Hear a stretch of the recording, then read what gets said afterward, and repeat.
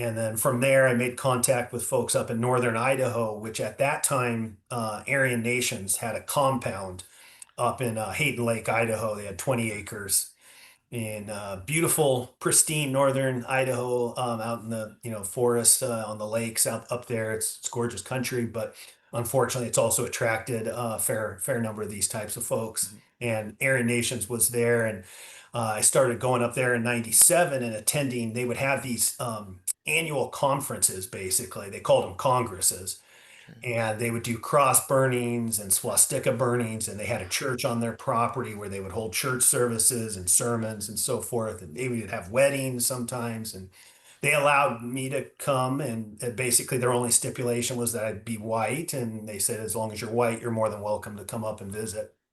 So I started doing that, and was able to attend a number of those and meet folks from all over the country, and even actually from other countries. They would have these events where folks from different European countries would come out as well. And they had speakers and would do barbecuing and all that kind of stuff to make it almost like a festival atmosphere, but Yeah. focused on, neo-Nazism, white supremacy, Christian identity. They were had a essentially a white supremacist interpretation of the Bible, so they did have a very strong religious kind of component to their group as well. And the meetings did have a lot of prayer and a lot of reading from scripture and so forth.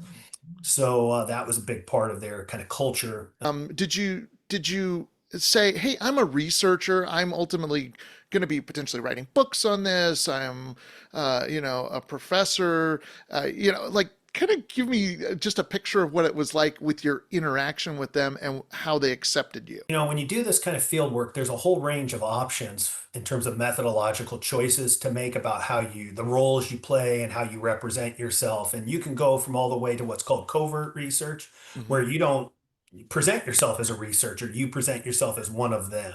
Right. Basically, and that's called covert research. And then at the other end is where you're very overt about being a Hmm. researcher. It's almost like you walk around with a badge that says you're a researcher.